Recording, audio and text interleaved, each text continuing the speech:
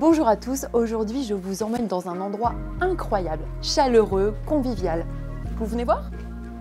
On se trouve au Café Oscar.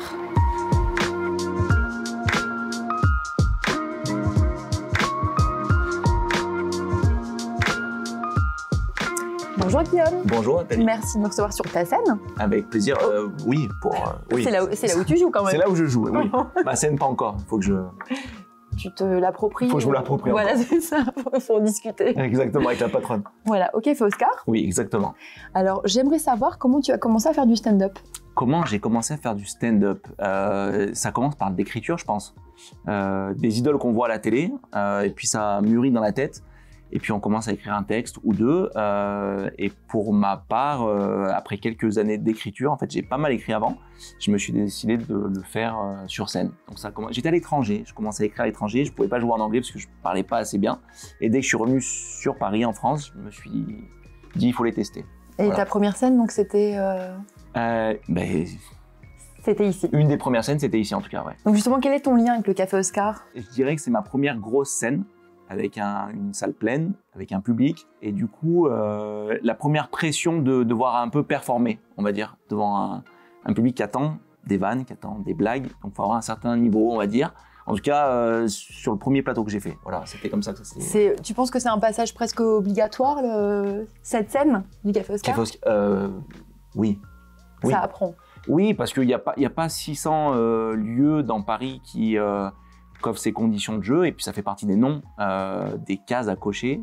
Il y en a quelques-uns sur Paris, mais définitivement, Café Oscar en fait partie. Donc oui, il faut passer par là pour se faire voir, et on est toujours en recherche de validation. Café Oscar, une fois qu'on est passé par là, qu'on a fait des gros plateaux, des grosses scènes ici, il y a une sorte de validation qui va avec. Donc oui, du coup, ça en fait partie. Et alors, être un artiste montant en 2023, comment ça se passe? Je me considère pas comme un artiste montant. Non, il faut pas se sentir arrivé, sinon c'est mort. Montant, oui, montant parce qu'on écrit, parce qu'on fait des plateaux de plus en plus importants.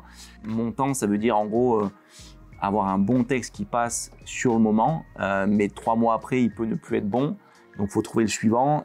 C'est être constamment en mouvement. C'est ça, être un artiste montant, peut-être. Je ne sais pas si je le suis, mais en tout cas, être un artiste montant, c'est taffé dur. Oui. C'est taffé dur, ouais, ça c'est sûr. J'imagine. Et alors, comment se fait un nom dans ce milieu de l'humour plutôt difficile et intransigeant? L'écriture. L'écriture? Ouais, c'est mon point de vue. Après, il y en a certains qui diront peut-être autre chose, mais le taf et l'écriture.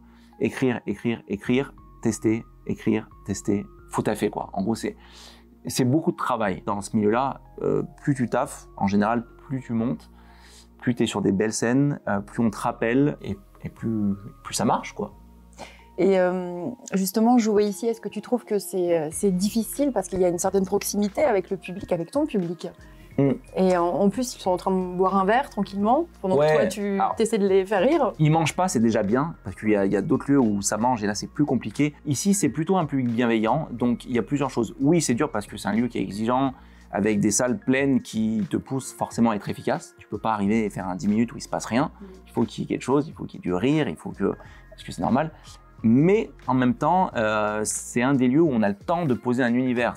On est loin d'être une usine à humoristes où sur le plateau on est 10 à passer. En général, on est plutôt entre 4 et 5. Donc ça nous laisse le temps d'apprivoiser le public, on va dire. Donc sur un 10 minutes, un 12 minutes, on n'est pas obligé de chercher l'efficacité. On peut arriver avec un univers, on peut arriver à poser une ambiance. Et ça, c'est un des lieux qu'il propose. Donc paradoxalement, c'est à la fois un lieu qui est exigeant, dur, mais en même temps, on a le temps d'aller chercher les gens, d'aller parler avec eux, d'entendre et d'attendre leurs réponses, rebondir dessus et arriver avec une idée qui peut même faire rire après 2 et 3 minutes. Et puis c'est un endroit que tu connais bien maintenant. Tu as joué ici il y a combien de temps la première fois? Au moins 3-4 ans, facile. Et effectivement, plus tu joues dans un lieu, plus tu t'y sens bien. C'est comme à la maison en fait. C'est ça. Voilà, au début dans un appart, t'arrives et t'es pas spécialement à tes aises. Et au bout d'un moment, tu vas arriver ici. Effectivement, moi, je suis là tous les samedis. Au 50e, je suis plus à l'aise qu'au premier, ça c'est certain. Alors, on a toujours un modèle dans ce métier. Ouais. Et toi, c'est qui ton modèle? J'ai pas mal de modèles américains, parce que c'est plus mon type d'humour. Et j'ai des modèles français. Moi, dans les modèles français, Roman Fressinet, qui est un mec qui m'inspire beaucoup, qui est passé par là d'ailleurs. Alors, on parlait justement de l'ambiance ici avec le public. Quand tu sens que parce que ça peut arriver à chaque humoriste, quand tu sens un peu que la salle, le public, c'est un peu dur, ça n'arrive pas forcément, comment tu réagis? Il faut être patient. Parce que plus tu forces, on va dire, le jeu pour aller les faire rire, pire c'est en général, parce qu'ils sentent, on est à, tu vois, on est à littéralement 50 cm des gens, donc il y a tout qui se sent dans le visage, dans le corps, donc faut pas se mettre en tension, faut se détendre. Là, je te donne la théorie, c'est pas ce que j'arrive à faire tout le temps, mais il faut se détendre et il faut être patient parce qu'au bout d'un moment, on va les avoir. Si on se détend et qu'on va les chercher, quitte à passer plus de temps à leur parler un petit peu pour les chauffer un petit peu plus, en général, au bout d'un moment, on les a. C'est rare que pendant 1 heure, ils soient fermés, ça peut arriver. En général, quand on arrive à se détendre suffisamment, au bout d'un moment, on y arrive. Voilà. C'est vrai que c'est un bon exercice parce qu'en plus, tu commences avec le public parisien, qui apparemment a une réputation, c'est moins facile qu'en province ou il y a des publics de province. Les Lyonnais sont très durs, j'ai trouvé personnellement. Ah oui, ouais, les Lyonnais sont très durs, les Marseillais un peu plus cool. Les Lillois plus faciles. Les Lillois plus faciles, c'est pas parce que tu viens de là-bas que tu me dis ça, non. Non, pas du tout. Non, rien à voir. Mais c'est vrai, Paris c'est un peu exigeant aussi, effectivement. Après, il y a pas mal de gens de province qui viennent ici parce que c'est un lieu qui commence à se connaître. Donc, dès que les gens seront en vacances à Paris, ils viennent nous rendre visite. Et puis, le public parisien, en vrai, c'est un public qui a envie de rire avant tout. Donc, c'est rare qu'ils arrivent ici fermés. Ouais, avec les dents serrées. En général, quand le début de spectacle et la chauffe, et ça c'est mon rôle de le faire en général ici, se passe bien, le spectacle d'après se passe bien. Donc c'est à nous d'aller les chercher. En réalité, il n'y a pas de mauvais public. Il y a aussi à nous d'aller les chercher, de trouver le fil qui fait qu'au bout d'un moment, ils lâchent, quoi. Et puis les gens retrouvent aussi une ambiance ici où on boit un verre. Oui, complètement. C'est dans la convivialité, donc exactement. C'est pas comme au théâtre où... Non, complètement. Et puis ils savent que c'est un plateau d'humour, on se succède, même s'il y en a un qui les fait moins rire, il y a celui d'après qui va les avoir. Et effectivement, le lieu, enfin, tu vois le décor, on est vraiment, on est comme dans un salon, quoi. Donc ça aide aussi à se détendre, je pense. En général, avant qu'on arrive sur scène, ils ont bu un petit peu avant. Mais alcool ou pas, il y a le cadre qui fait que on est bien. En fait. Ouais, c'est un petit cocon. Franchement, on est dans un cadre qu'on va pas souvent ailleurs. Alors, comment tu écris tes sketchs? Je suis souvent chez moi. J'ai toujours avec moi un téléphone. Je note toujours les notes qui me viennent à l'esprit et c'est constamment, à longueur de journée, parfois même la nuit. J'aurais travaillé la nuit à écrire. Oui, complètement. Non, c'est pas un cliché, c'est une réalité. Et après, concrètement, j'essaie de les digérer, d'en faire des groupements d'idées. Et dès qu'il y a un truc qui commence à ressembler à quelque chose, mais je commence à noter, je me lève, je commence à les faire, je les dis à l'oral, etc. Ok, j'ai une musique qui vient, je le réécris comme je l'ai dit, je me relève, je le refais, je le redis, etc. Je me rassois et au bout d'un moment, j'ai quelque chose qui a l'air à peu près parlé, phrasé, et ça prend forme, voilà.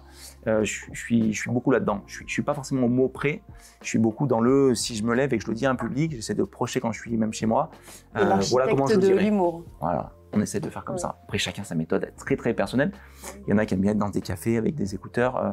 Moi, c'est sans musique, mais il faut que je marche. Il faut que je marche beaucoup pour trouver ma musique. Voilà.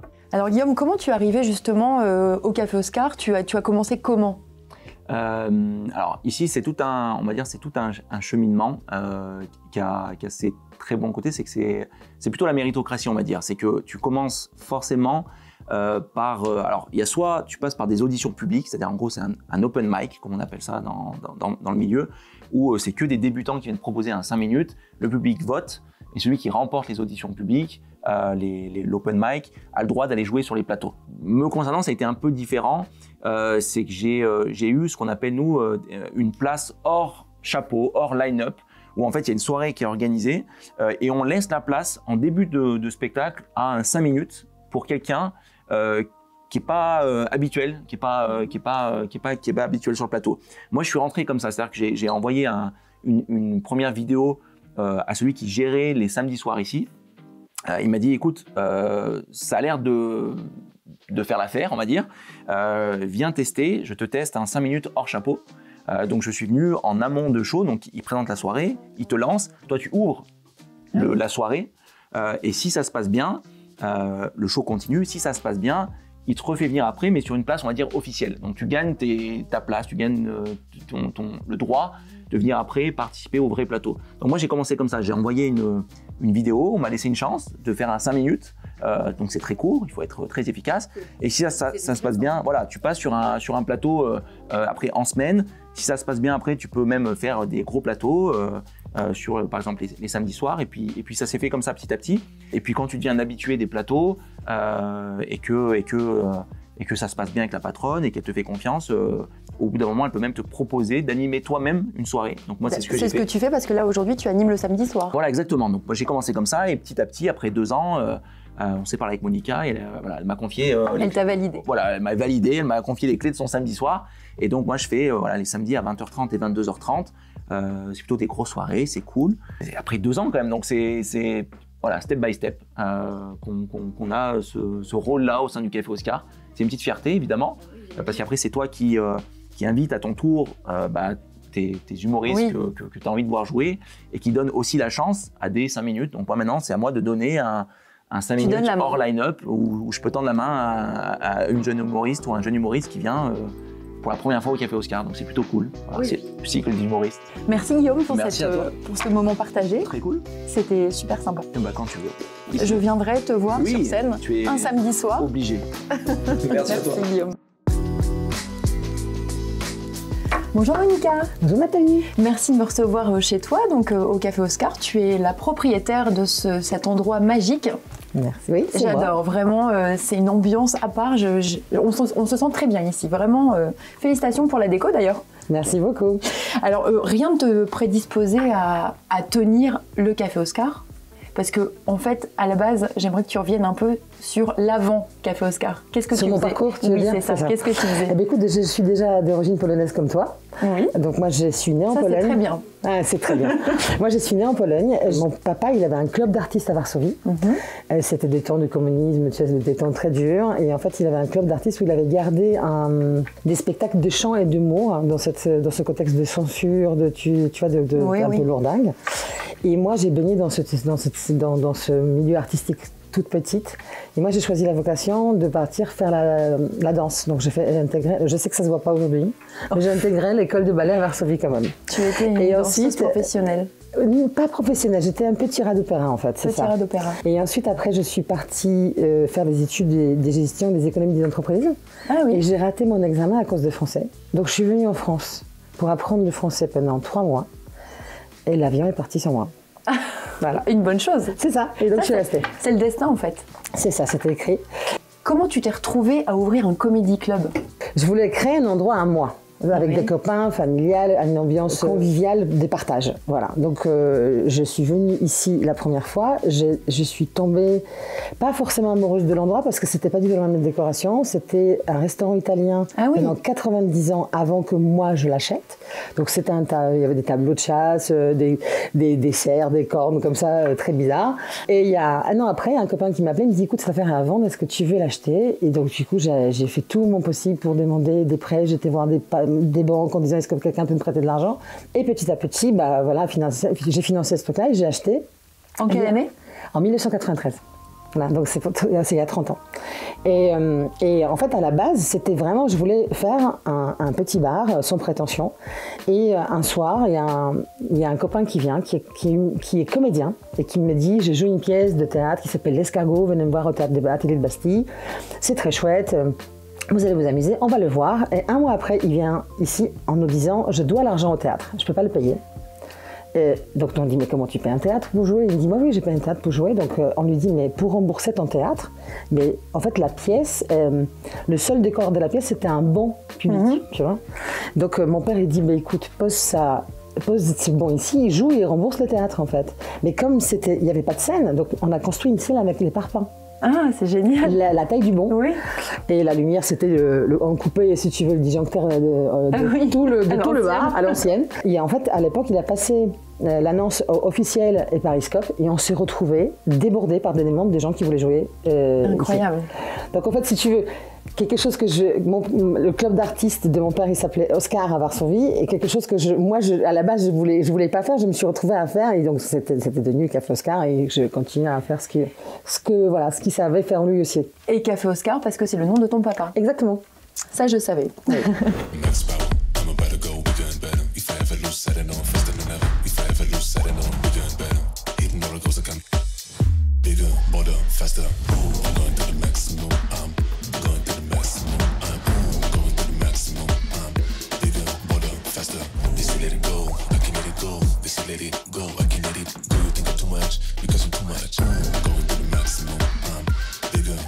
faster.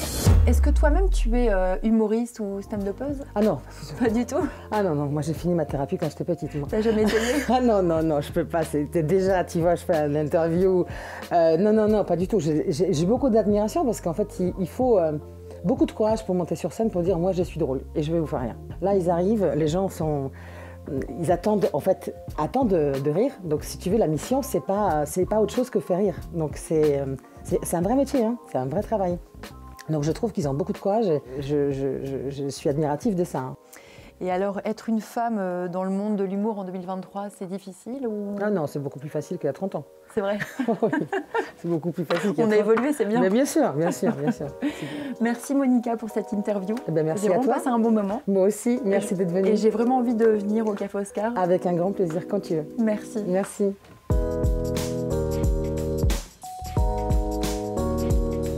Bonjour Blandine. Bonjour. Comment vas-tu? Écoute, ça va très bien, je te remercie. Merci de m'accueillir pour cette interview. Je suis ravie de te présenter le lieu, le Café Oscar.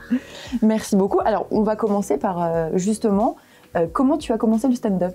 J'ai commencé, en fait, j'aime écrire, j'aime rire, j'aime me faire rire quand j'écris. Et en fait, après, je suis assez scolaire, donc je me suis dit que j'aimais bien l'humour, que peut-être que je pouvais... raconter des histoires et des histoires drôles. Et en fait, c'est vrai qu'au début, moi, j'avais comme projet d'écrire un livre en me disant je peux raconter une histoire. Et après, je me suis dit qu'écrire un livre, c'était long, laborieux, fastidieux, qu'une fois qu'on avait écrit le livre, il fallait publier le livre. Après, il fallait trouver des gens pour acheter le livre. Après, il faut que les gens qui aient acheté le livre lisent le livre. Et ça m'a semblé extrêmement compliqué comme processus pour moi. Et tu voulais écrire sur quel sujet? Écoute, j'avais pas de sujet particulier, plutôt sur les scènes de la vie quotidienne, les choses que je pouvais faire. Mais j'avoue que je m'étais dit, je vais raconter mes histoires. Mais en fait, même en partant m'installer 3 mois dans la maison familiale à Cabourg, en arpentant la promenade Marcel Proust, j'étais pas certaine en fait d'arriver à pondre mon bouquin. Et que finalement, quand on monte sur scène, en fait, c'est beaucoup plus immédiat et qu'on peut raconter ces histoires beaucoup plus facilement, finalement, en l'espace de 10 minutes. Et ça me semblait plus simple, en fait, de monter sur scène, raconter une histoire, que de raconter une histoire à travers un bouquin. Voilà, donc c'est vraiment ça et c'est comme ça que je me suis retrouvée sur scène, pour ne pas écrire de livre. Et alors d'ailleurs ici, c'était ta première scène, le Café Alors Oscar? ici, c'était ma première scène, et en fait, c'était... donc moi, je suis assez laborieuse, travailleuse, et donc comme je voulais écrire de l'humour, faire de la scène en humour, j'ai vu que Monica, la patronne du Café Oscar, organisait des masterclass ici, et c'était pendant la fin du 2e confinement, au printemps 2021. Elle a organisé une masterclass avec Christine Béroux, qui a écrit un livre très connu de tous les jeunes humoristes qui s'appelle Écrire un spectacle et monter sur scène, et donc j'avais acheté son livre.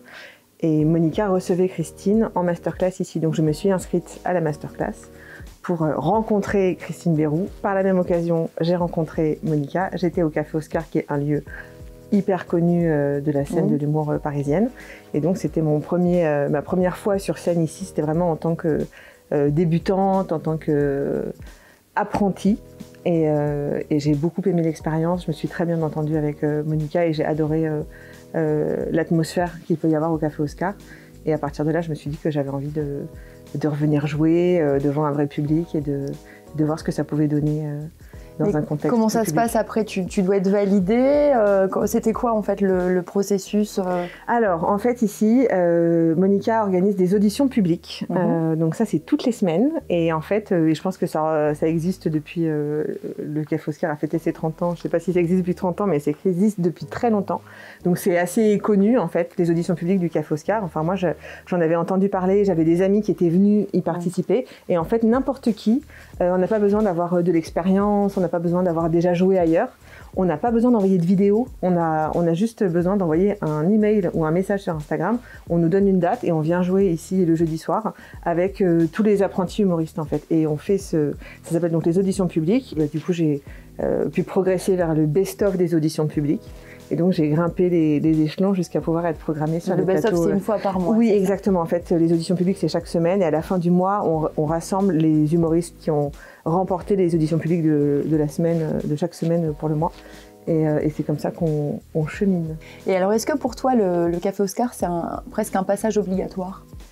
Moi, je pense que c'est une scène absolument mythique, très emblématique de la scène de l'humour française, parisienne, même francophone. Enfin, il y a des Québécois, des Belges, des Suisses qui viennent jouer sur la scène du Café Oscar, qui existe depuis 30 ans.